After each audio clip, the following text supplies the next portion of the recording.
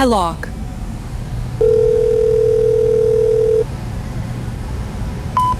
I never envisioned my world turning on the fate of a yacht. Yet there I was, perched on a wooden bench in a hushed Manhattan federal courtroom, watching the drama unfold over a 106-meter colossus called the Rave. The metal detectors outside had buzzed relentlessly all morning, courtesy of the press and onlookers hoping for a glimpse of this transnational spectacle. In here, though, a sterile quiet hung in the air, occasionally broken by the shuffle of papers or the subtle clicking of a journalist's camera shutter. As I took in the scene, my pulse hammered against my ribs, a steady reminder that I couldn't afford a single miscalculation. The hearing was a sideshow of suits, each claiming to represent disparate entities. First in line were the attorneys for the U.S. Department of Justice, stoic and unbending. On the other side, a cadre of well-polished counsel for a Russian businessman named John Chambers, who insisted that he and no one else owned the opulent superyacht. But the government argued otherwise. They believed the vessel actually belonged to sanctioned oligarch Simon James, an ally of Vladimir Putin. And so the question lingered in that vaulted chamber: which man's fortune, or subterfuge, truly financed the Rave? It would have been easy to overlook me in the crowd, just another observer with crisp attire, scribbling notes. But this legal proceeding wasn't mere background noise in my life. It had become the fulcrum on which my own fate might tilt. The yacht was a trophy that could unlock hidden corridors in the financial labyrinth. All at once, it bridged the fortunes of an exiled Russian senator, the Department of Justice, old Middle Eastern petroleum dynasties, and my own precarious partnership with Dietrich Port. I glanced to my right. Dietrich, my closest friend and business collaborator, was equally silent, his jaw clenched, and the tension in his face seemed to reflect the flickering fluorescent light overhead. Even though the Rave's immediate ownership or confiscation didn't directly name us in its docket, the rulings in this case could set a precedent that spelled disaster for our world. When I'd first put my money into Dietrich's fund, it was one part diversification strategy, one part thrill. I never imagined it would land me in a tangle involving sanctioned oligarchs and transnational investigations. A turn in the courtroom. All rise, the bailiff intoned. We stood.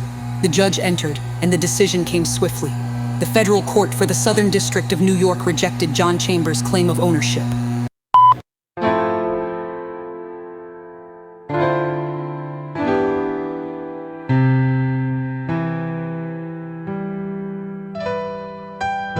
I never envisioned my world turning on the fate of a yacht.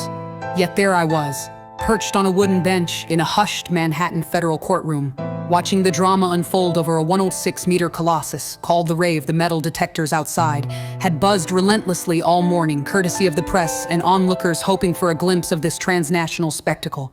In here, though, a sterile quiet hung in the air, occasionally broken by the shuffle of papers or the subtle clicking of a journalist's camera shutter.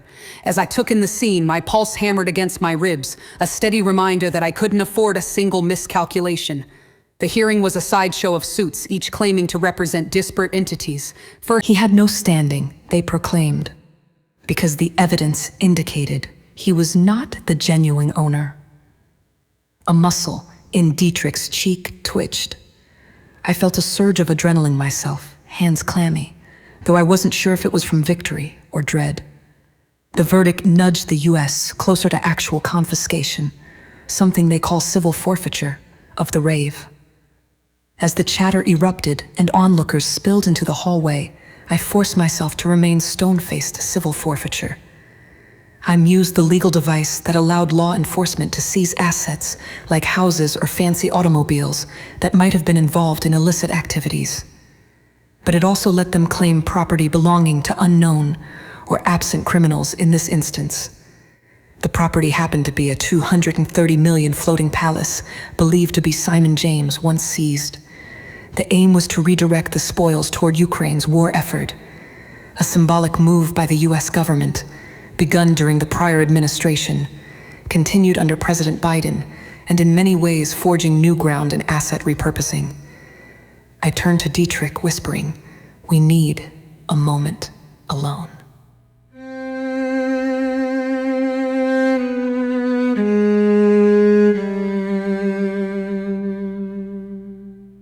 He nodded. We strode down the corridor, sidestepping swirling cameras and smartphone recorders. My heels clicked on the marbled floor, each step echoing in my chest. Ever since the US had placed sanctions on certain Russian figures, the net had tightened around more than just them. It ensnared shell companies, business deals, real estate holdings, hedge funds, and personal fortunes that had any hint of association. Layers of entanglements. Dietrich's had once run Fund Capital Management, a multi-billion-dollar entity that soared on the back of savvy trades, opportunistic bets, and the occasional pivot into industries many of us never dared to touch. But the fund was dissolved some months back, liquidated under circumstances that remain hazy even to me. When it went under, some said it was due to hyper-aggressive bets on unstable currencies.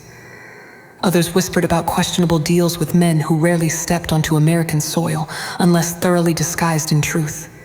The meltdown left gaping holes in our personal finances and revealed just how thoroughly we had leveraged reputations and resources. I sometimes wonder if I was too naive or too brazen. The daughter of philanthropic parents, I once believed in championing fairness and accountability. Yet I developed a taste for cunning negotiation and a laser focus on justice at all cost. People often described me as empathetic, but I had my own brand of ruthlessness when cornered. When I first aligned with Dietrich, I saw him as an ideal partner, a brilliant strategist, calm under pressure, as loyal as they come. I'm still not entirely sure who led the other astray. Perhaps we nudged each other into moral gray zones, step by calculated step. It was nearly 5 p.m. when we slipped into a side office that Dietrich had borrowed for the day, his once assistant and now ad hoc legal strategist. A wiry woman named Lauren was tapping furiously at her laptop. "Any word from James Price?" Dietrich asked her, referencing the ambitious senator whose family we'd been courting for months. James Price was more than a rising political figure. He was a strategic alliance, or so we thought. And it was rumored he had ties of his own to deep-pocketed players whose interests might not align with the official stance of the US government. Lauren shook her head. "He's not answering calls, his staff is non-committal." The senator's father, Price's son, had begun forging some improbable alliances. Whispers circulated that he had personal ties to Russian wealth. Not direct, but a handshake here, a beneficial trade mission there. Sometimes a father's deals can bleed into his offspring's circle. It was the sort of story that, if proven, might detonate an entire political career.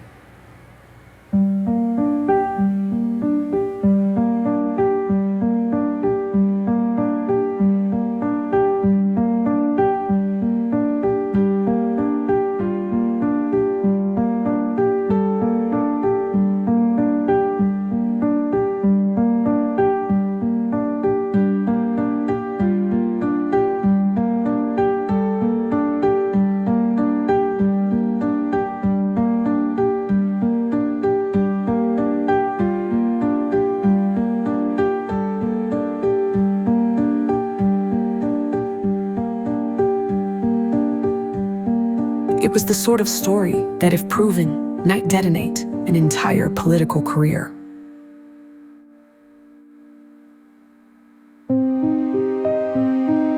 Armin Schuckermans.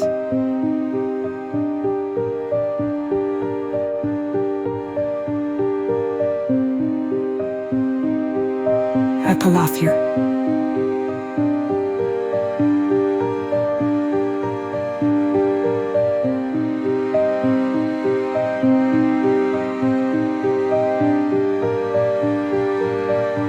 Appalachia.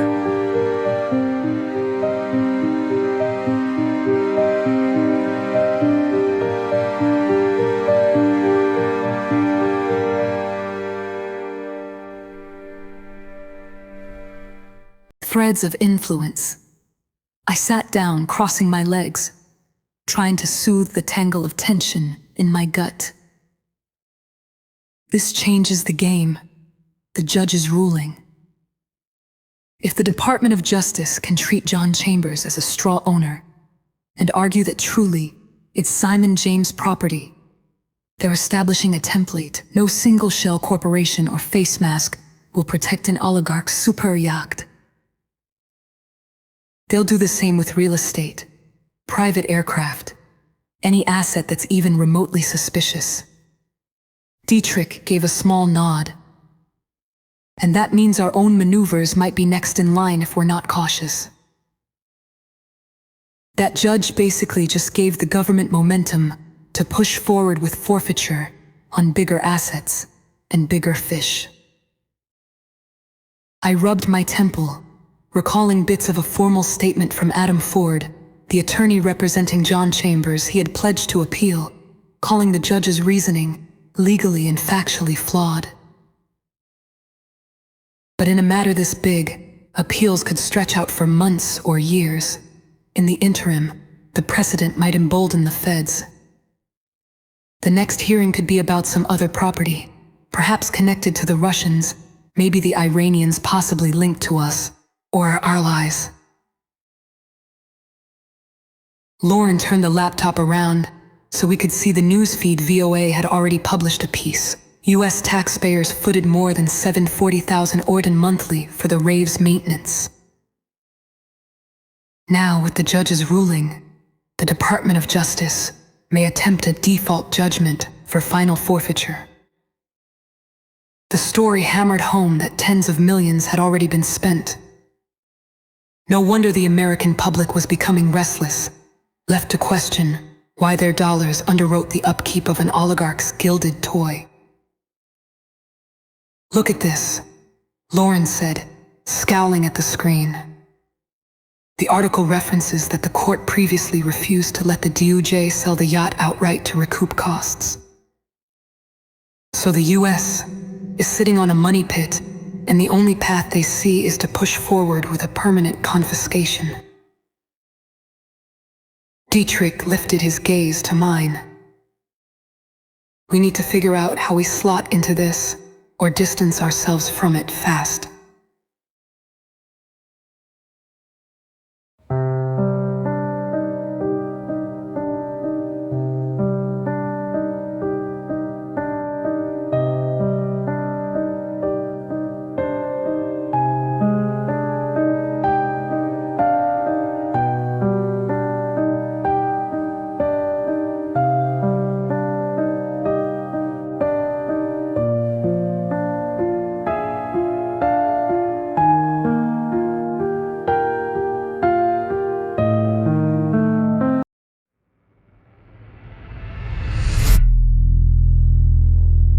Unraveling webs.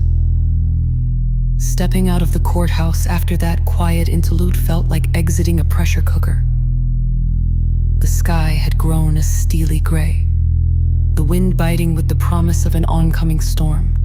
Winter in New York can be merciless, matching the city's relentless pace and seldom granting any respite. I found my driver waiting at the curb, engine idling Dietrich, and I slid into the back seat.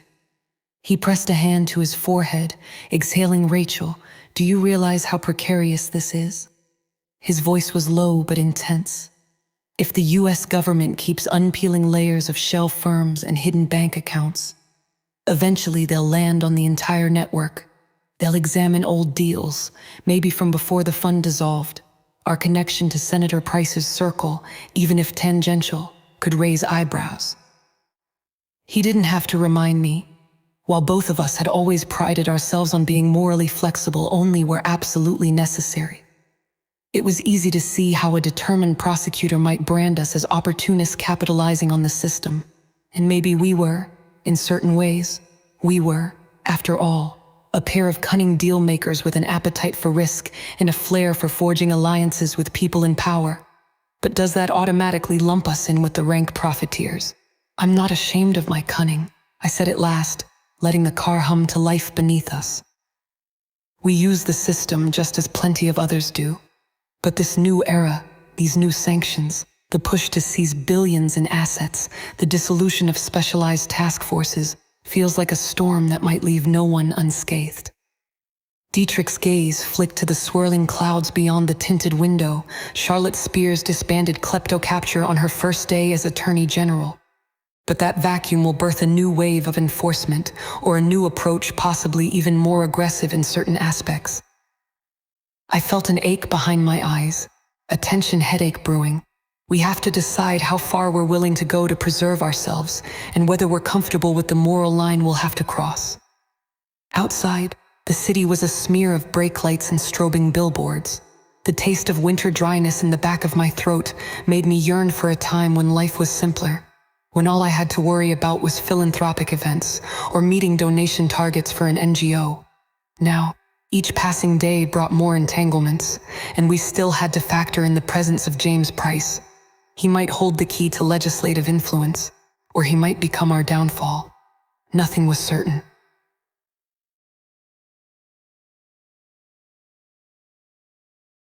Shadows of the past. Back in my penthouse, a minimalistic glass-encased suite high above the city. I set my phone aside. The tension in my shoulders made me feel like I was balancing boulders. I unzipped my boots, letting them drop to the floor, and poured a glass of still water. Almost involuntarily, I let out a ragged sigh, thinking back to the earlier days when I first met Dietrich. I had admired him from afar at an investors' summit. He exuded confidence without arrogance, sporting a quiet intensity. We bonded over the principle that wealth, if acquired ethically, can fuel philanthropic objectives. We soared on that synergy, forging a tight business alignment. He formed fund capital management, and I was among the first to invest heavily. My contributions lent him legitimacy.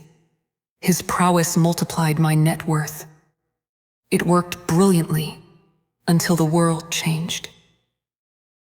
We were far from villains in our own minds, but reality is malleable under legal scrutiny, especially in the hands of prosecutors who believe in black and white narratives. If they dig deep and find some ambiguous tie, like an old investment that might have brushed shoulders with sanctioned funds, or a casual introduction to a suspicious actor, our entire narrative of philanthropic aspiration could morph into something nefarious. And so, I recognized in the hush of my penthouse that the line between champion of justice and cunning manipulator can be razor thin. A glimpse of the enemy. 3 days passed before I saw the intangible shape of the storm gather speed. In a locked boardroom at a boutique law firm on Fifth Avenue, Dietrich and I met with a contact of ours, a man we'll call Leonard. He was a master of corporate structuring, adept at weaving complex arrangements that distance beneficial owners from their actual holdings.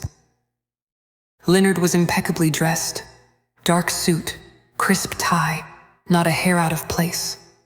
At first glance, you'd expect him to handle routine corporate merges, not cloak the wealth of the world's most infamous magnates. Rachel Dietrich, he greeted us quietly. I've been reviewing how the Department of Justice built their case for the rave. They focus heavily on financial footprints, payments for yacht repairs passing through U.S. banks, transactions from suspicious accounts. Once they can tie those accounts to a sanctioned individual, it's game over for whoever is fronting that property. I stilled my posture. And how might that logic bleed into property that's less conspicuous than a 106-meter yacht? I was thinking about anything from unassuming apartments to farmland, let alone entire business ventures that might be suspect if the original. A world in turmoil. One might wonder, of course, how so many unsuspecting figures ended up dealing with sanctioned oligarchs. But since 2022, a chain reaction had spread across the globe. Russia's invasion of Ukraine rattled markets. Some saw that volatility as a chance to profit. Iranian oil, repeatedly hammered by U.S. sanctions, found new channels through cunning middlemen. Commodities soared in price, and shadowy networks turned unpredictability into riches. As if conjured from nowhere, new corporations popped up to service or trade with nations that were either sanctioned or teetering on the brink of global censure. The news headlines soared with stories about individuals like Amir Jones, weaving an empire of commodities trade between Tehran and Moscow. The sum total of his transactions soared into billions, swirling around the black market and through labyrinthine offshore firms. The West introduced price caps, but the cat-and-mouse dynamic only grew more complex in parallel. The US hammered individuals close to Putin. Some fled to Dubai, sinking fortunes into real estate there. Others hid behind men like John Chambers. That brand of deception, front men for oligarchs, became the new normal. And that was precisely what the judge had pierced in the rave case.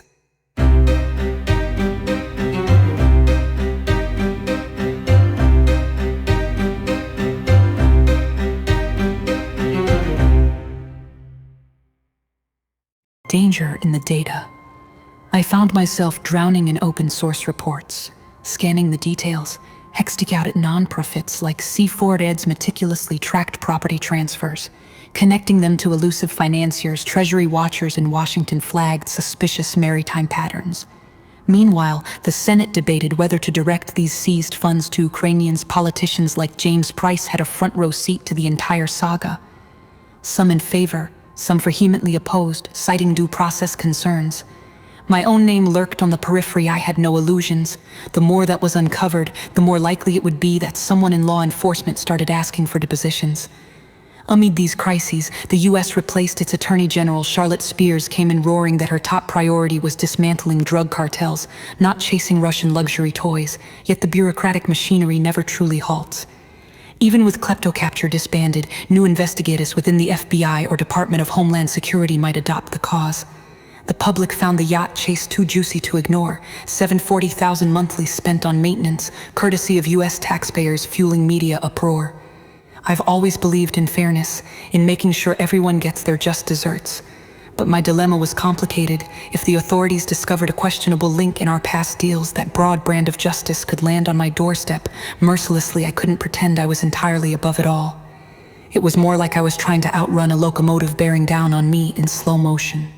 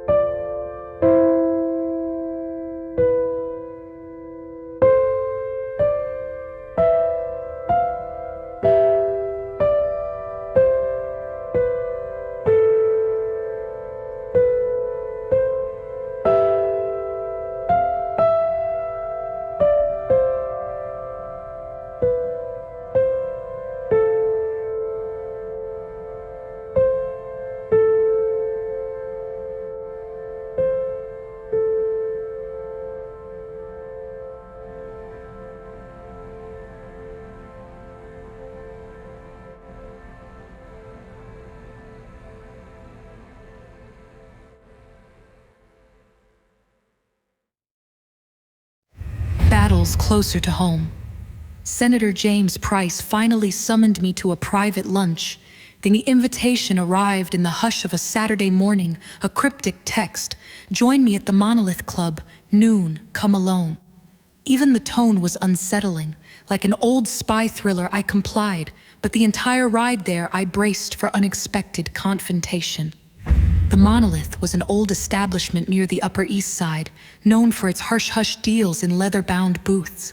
Inside, I found the senator hunched over a coffee cup, scanning the day's headlines. He looked weary, the lines around his eyes more pronounced than usual. He motioned for me to sit, then offered a tight smile.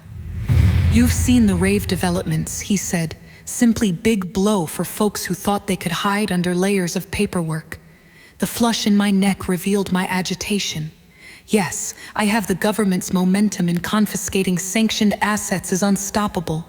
I could hear the slight edge in my tone.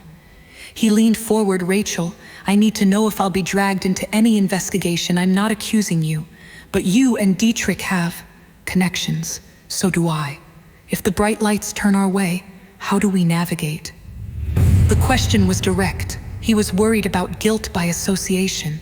Lately, the senator's father, Price's son, had been rumored to fraternize with unsavory contacts, possibly even the same circles swirling around the seized yachts.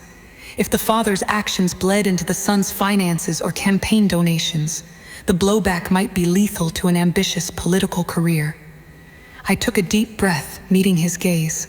For the moment, we're not a direct target, but if the Department of Justice decides to broaden their dragnet, they might follow certain funds that once passed through our networks.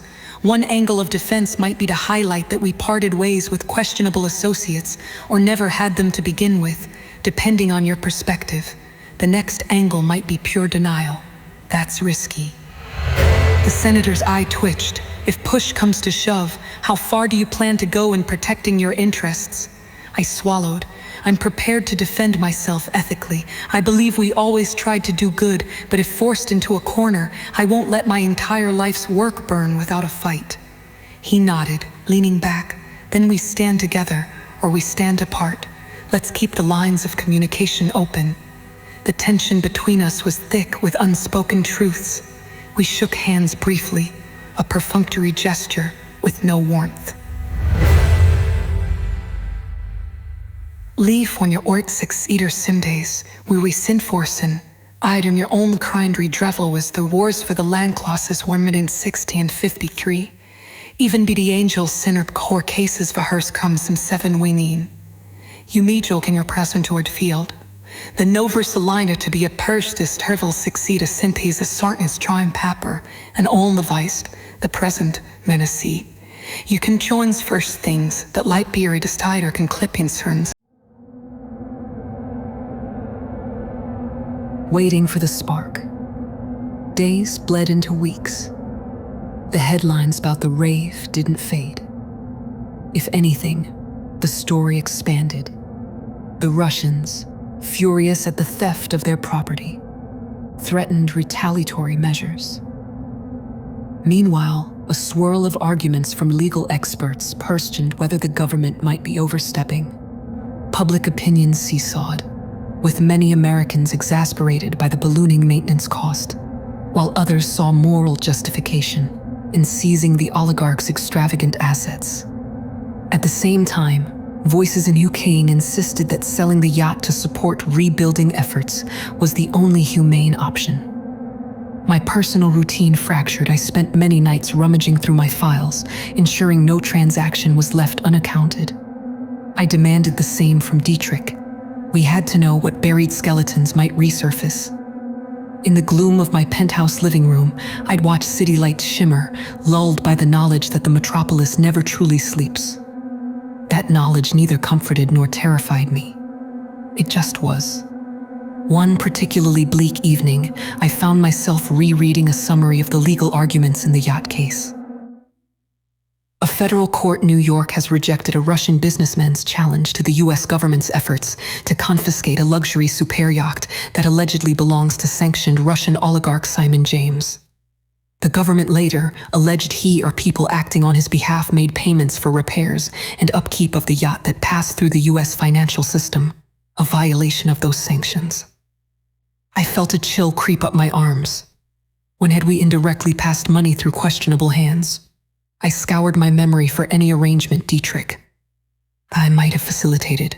Some loan, a short-term bridging facility, a fleeting currency swap in the heat of financial euphoria.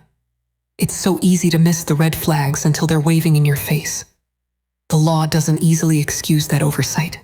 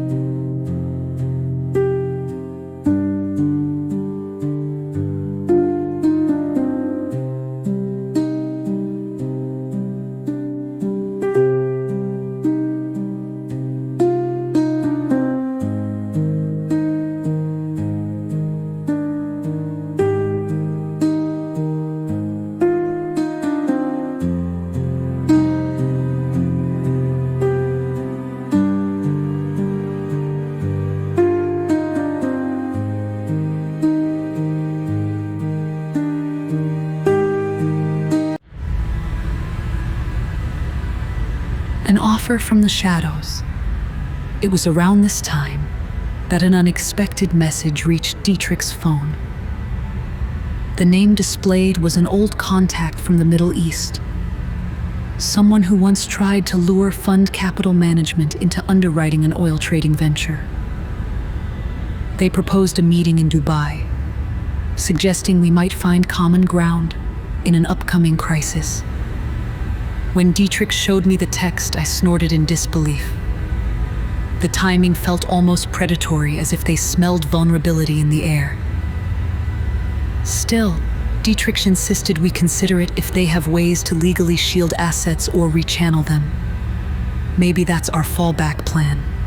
He said, his voice laced with desperation. The meltdown is coming. We either find a safe harbor or get crushed by the waves. I hesitated. Everything about this feels dangerous. The world is already suspicious of such offshore moves. The UAE is under scrutiny. They're said to abide by UN sanctions, but we both know that's not always transparent. Dietrich's expression turned resolute. We weigh it, then decide. But let's at least get on the call. Dark roads ahead. We arranged a secure video conference. A swarthy man with impeccable grooming and the tenor of a professional negotiator introduced himself as Khalid. He claimed to represent an unspecified consortium. The conversation was tinted with insinuations that they could cloak any capital we worried about, or reallocate funds into friendlier jurisdictions. But every fiber in my body screamed that forging deeper ties with unknown Middle Eastern financiers would plunge us further into a labyrinth we might never escape. Still, the more the Western authorities turned up the heat, the more tempting an underground sanctuary looked. As the call ended, Dietrich threw his phone onto the table. "We can't keep dancing with devils," he muttered. "But maybe we have no choice. If the feds see a single suspicious link in our chain, we'll need lifelines from people who know how to navigate this environment." I closed my eyes, exhaling slowly, trying to quell the panic that roiled within. My voice trembled when I spoke. I spent my life believing I'd fight for justice. Yet here I am, one step away from colluding with men we know next to nothing about, just to avoid getting swallowed by the next wave of investigations. Dietrich's eyes flickered with empathy. "We're not evil, Rachel. We made choices, some good, some questionable, but we didn't orchestrate invasions or launder billions. We just needed capital to do what we believed was right at the time." He paused, and then the pang of honesty. Maybe we got in too deep.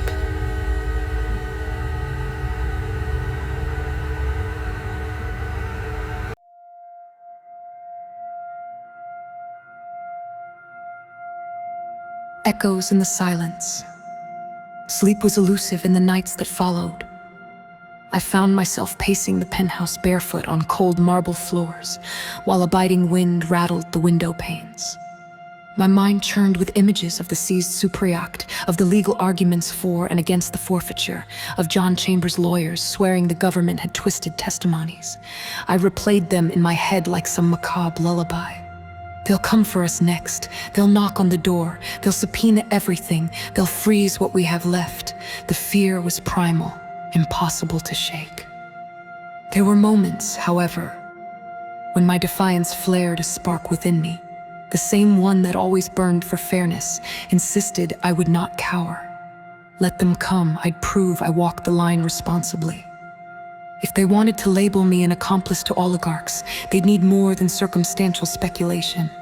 Yet that bravado felt hollow in the face of the new normal, because we had all learned the might of the US justice system when it sank its teeth into a target. Ties that could destroy us. A week later, I finally confronted Dietrich under the harsh glare of his office lights. Rain battered the windows, the cityscape behind him shrouded in haze. "Tell me about the James Price angle," I demanded, leaning against the edge of his desk. "What exactly do you know about his father's connections? Because if they link us to the senator in the wrong way, we're done." Dietrich clasped his hands. A few months ago, Price's son was rumored to have rubbed elbows with powerful Russians at an overseas conference. Some swore Simon James' associates were in the same orbit, nothing definitive. But if the father has a stake in these circles, it might tarnish the senator, and by extension, it might tarnish us. I felt a wave of nausea. Then everything we've worked to salvage could be undone if that comes to light. We need to figure out how to separate ourselves from that risk. We can't become collateral in a political meltdown. Dietrich nodded, a determined set to his jaw. We'll gather details, and if need be, we'll create public distance. Our priority is shielding ourselves.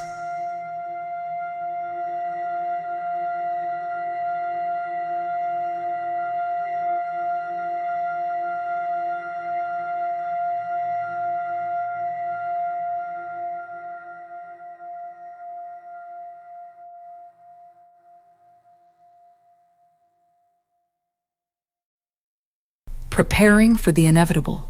All the while, the court case for the rave progressed in legal slow motion with John Chambers' claim dismissed. The DOJ sought a default judgment. Adam Ford's team appealed, vowing that the decision was built on flimsy evidence and that desperate strong-arm tactics had coerced witnesses. But in the public's eye, it seemed an almost certain conclusion. The superyacht's real owner was Simon James, and the U.S. would soon triumph in claiming it. The potential sale or repurposing of the yacht remained up in the air. Some insiders reported that if the final forfeiture went through, the government might try to sell the vessel and recoup every penny it spent on maintenance. Meanwhile, others championed the idea of repurposing the craft for humanitarian missions. A few cynics believed the government might quietly pass it along to a private buyer, no matter the rhetoric. There was never any shortage of wealthy collectors eager to display a once-seized Russian trophy. I found a paradoxical fascination with that monstrous ship. It wasn't just a boat, it represented an era of hubris. Billion-dollar fortunes formed in back channels, labyrinthine corporate structures designed to obscure truth, illusions of invincibility. If the US government truly seized and sold it, would that set a new era of accountability? Or would future oligarchs simply disguise their assets more deftly? Inner reckoning. The final days of that tumultuous month found me alone in a small chapel within the city, seeking a rare moment of reflection. Flickering candles and the echo of footsteps along the tiles provided a semblance of calm. I rarely prayed, but I did reflect on the moral lines I'd told my parents had raised me to believe in kindness and justice, taught me to see the best in humanity. But people can be both altruistic and cunning, both philanthropic and manipulative. It was never black and white. As I knelt there, I admitted to myself that I would do nearly anything to prevent my world from collapsing. The memory of an old philanthropic vow washed over me, that I would never let greed or arrogance define who I was. Now, it felt like a promise in tatters, overshadowed by the looming threat of asset seizures and potential indictments. Yet I also understood that survival required cunning, that illusions of moral purity seldom persisted once you crossed a threshold where high-stakes capital and political intrigue commingled. The line we walked was never going to be easy. And if the authorities came knocking, I intended to maintain my resolve, even if it required me to strike back in unexpected ways. The gathering storm. On the surface, the major headline was still. New York federal court edges closer to seizing oligarchs' $230 million yacht. But behind that headline, news stories coalesced, rumors that the government had begun investigating more than a dozen suspicious property titles in Florida, California, and New York, that they might reopen old transactions at multinational banks. Each narrative wove into a tapestry that spelled trouble for anyone who had, wittingly or otherwise, engaged with foreign funds from questionable sources. Dietrich and I were not the only ones trembling. High-profile attorneys, bankers, and fellow fund managers held urgent calls, exchanging worried rumors. Some were rumored to be skipping countries in a frantic bid to remove themselves from the crosshairs. In this environment, each day felt like stepping carefully across a frozen pond, the ice crackling ominously beneath every footstep. A new dawn, a new resolve. Late one evening, Dietrich and I huddled in my penthouse, glass panels revealing a snowy city horizon. He rubbed his hands together, a sign of both anxiety and determination. I poured us each a cup of black coffee. We were long past the point where either of us slept easily. "Rachel," he said softly, "whatever path we choose, we face danger, cooperate with the government, and we risk disclosing ties we aren't proud of, resist, and we risk deeper suspicion. The same forces that seized that yacht, just wait until they set their sights on any corner of our finances that looks suspicious." I looked at him, remembering the times we'd soared together in the markets, celebrating philanthropic wins or expansions of the fund. This was the opposite side of that coin, an existential crisis. We were each other's best friends and worst enablers. Now we had to stand united to survive. My spine straightened with renewed conviction. We've come too far to let the illusions of Russian oligarchs, stolen yachts, and political power plays destroy everything we'll stand. And if that means we must outmaneuver the authorities as well as potential allies turned enemies, so be it. Dietrich offered a curt nod. The understanding was unspoken but clear. We would sharpen our cunning. Better reach every contact, every scrap of influence, every piece of intangible capital we had left, or we'd be devoured by a system that had woken up ravenous for scapegoats. Mad time. The gathering star.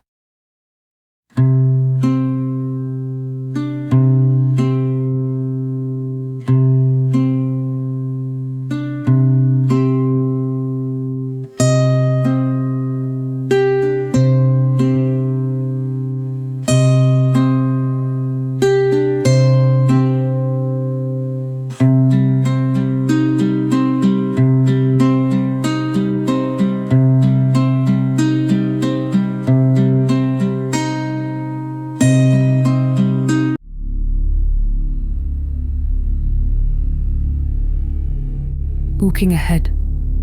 By the time I crawled into bed, the first tendrils of dawn tinted the sky pinkish gray. But sleep wouldn't come, so I rose and watched the city come alive from my bedroom window.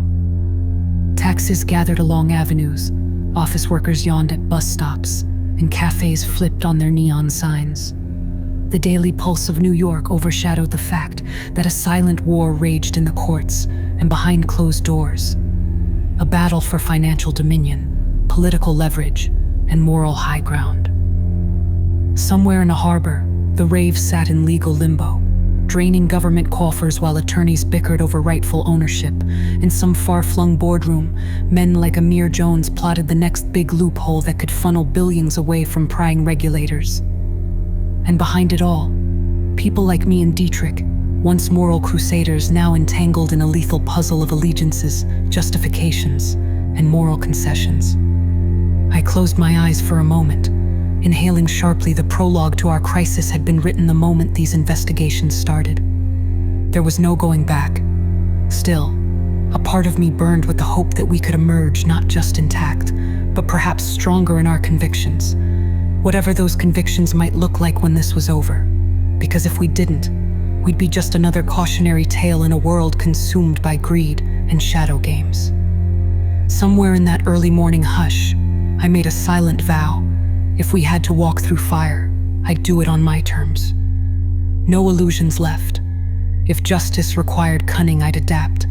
If survival demanded I confront old illusions of purity, I'd do so. And if I had to fight tooth and nail to retain a shred of the compassion that once guided me, then I would. Outside the window, the city glimmered. A new day beckoned. My part in this saga was only beginning.